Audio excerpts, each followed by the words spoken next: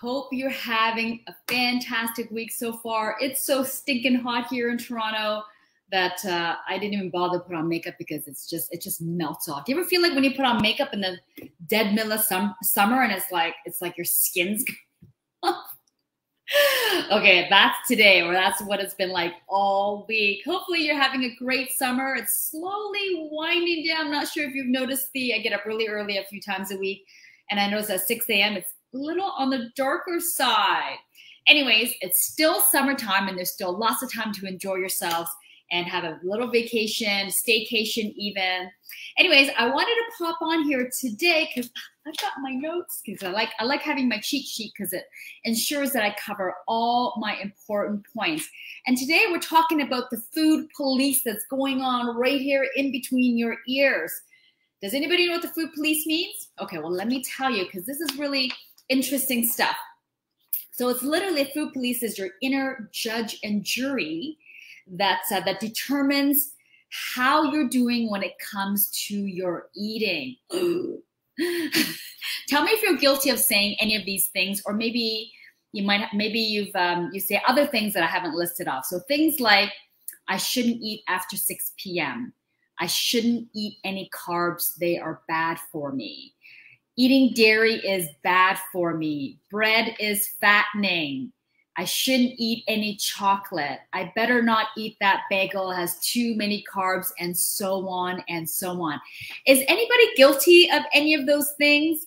Or maybe it's something different that you're saying, but if you are, I would love to know what you're saying, because it's so important to share these types of things amongst our community, because it's supportive, and it's also enlightening to a lot of women that perhaps that they don't even notice that they're saying these things.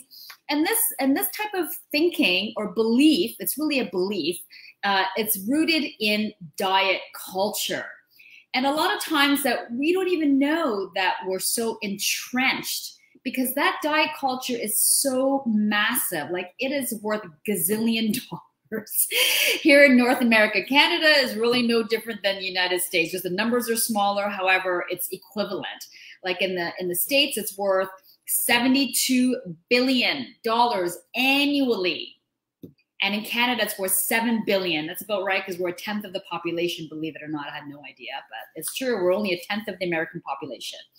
So it's everywhere you go. It's in the health food stores. It's in the grocery stores. It's at the fast food place. It's on all the labels when you go grocery shopping. It's in the restaurants. It's literally everywhere you go. It's really, really hard to not be entrenched in the diet culture, to believe it or not. It's kind of not even our own fault, right? However, so that's what we call the food police. And like I said, this is rooted in the diet culture. And oftentimes, if you break these rules that you say to yourself, or the belief system that you have, these rules, you put yourself, whether you feel guilty, like, in other words, if you break those rules, you automatically feel guilty for eating those foods, right? Pretty much guilt and shame, right? It's nonstop guilt and shame around these food beliefs and rules that we put on ourselves. And because we're a nation that really values thinness and skinniness, and it easily becomes, I like this line, virtuous to be eating foods associated with slimness and guiltlessness, right? That means we think of food in terms of guilt and no guilt. Do we agree? Yeah, I think so. For sure we do. Absolutely.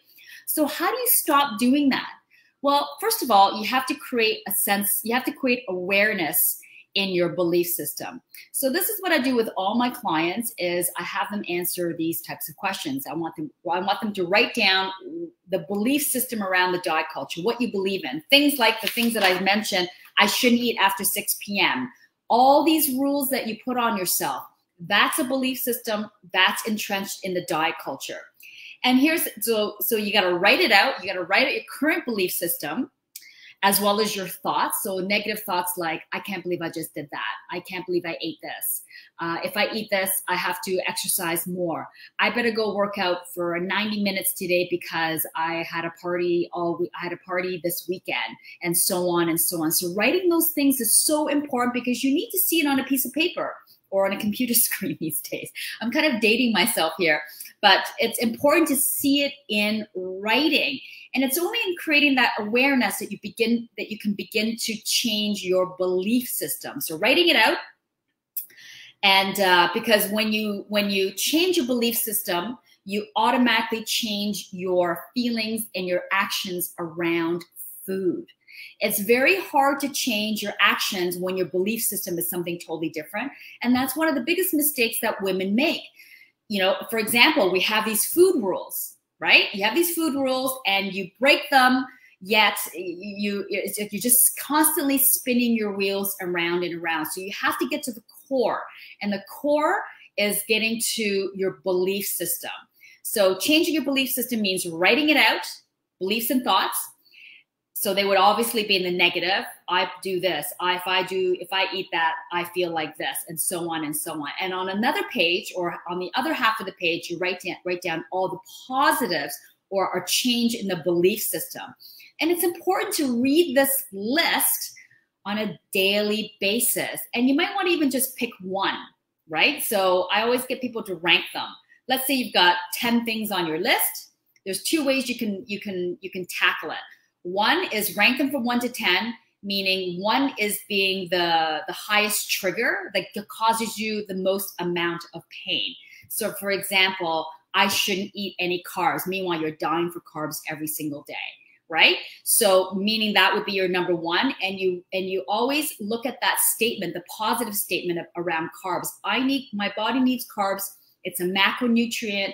I need this nutrient to function on a daily basis. It's good for my hormones. It's good for my energy. It's good for my brain function. So reading the positive and tackling that, and you read it every single day till you don't have to read it anymore. That's one way of doing it. The other one is also tackling from the easiest to the hardest. So let's say water. What's a good one? What's an easy one? Something around water. I need to drink more water. Okay, yeah, drinking water is probably easy for a lot of people, and you can tackle that first. So right now you're drinking 2 glasses of water a day. You know you should be drinking 8 or whatever it may be. Maybe not go from 2 to 8, but you can go from 2 to 3 glasses of water, and then 3 glasses of water, 4 glasses of water, until you get yourself up to 8. So working from the easiest to the hardest, or the biggest pain point, is a way of tackling this list, this belief system list that you have. And that's how you change, and that's how you create permanent change. Not just change, but permanent change is getting to the root, which is your belief system. All right, so let me know if this is helpful. If you have any questions about belief system and the food police that's running rampant through your head, let me know, and I'm more than happy to answer these questions for you. And be sure to write down what your belief system down here below, because I would love to see it, and I'm sure everybody else would, just so we can be more of a community and be supportive. And that's it for today. Bye for now. Bye.